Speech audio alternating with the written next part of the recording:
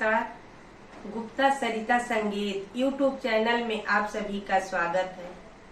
मैं सोहर गाने जा रही हूँ।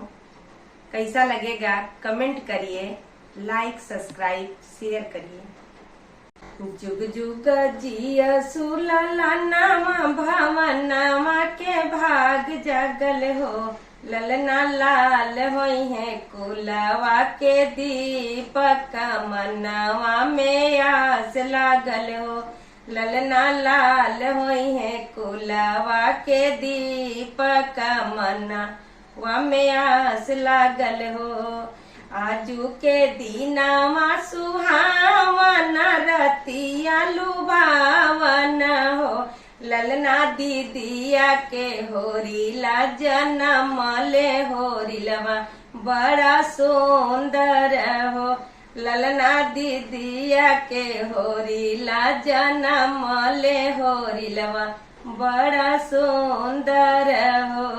नकिया त हउए जैसे बाबूजी के अखिया हमाई के हो, ललना मुहावा चरनावा सुरु जावा तसग रिय जोर भैले हो, ललना मुहावा चरनावा सुरु जावा तसग रिय जोर भैले हो।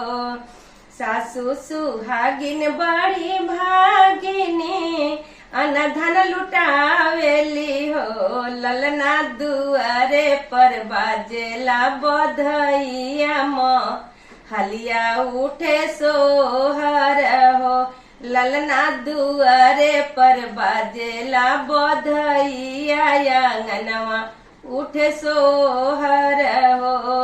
नाची नाची गावेली बहिनिया ललना के खेलावेली हो, ललना हंसी हंसी टिहू की चलावेली रस बरिसावेली हो, ललना हंसी हंसी टिहू की चलावेली रस बरिसावेली हो।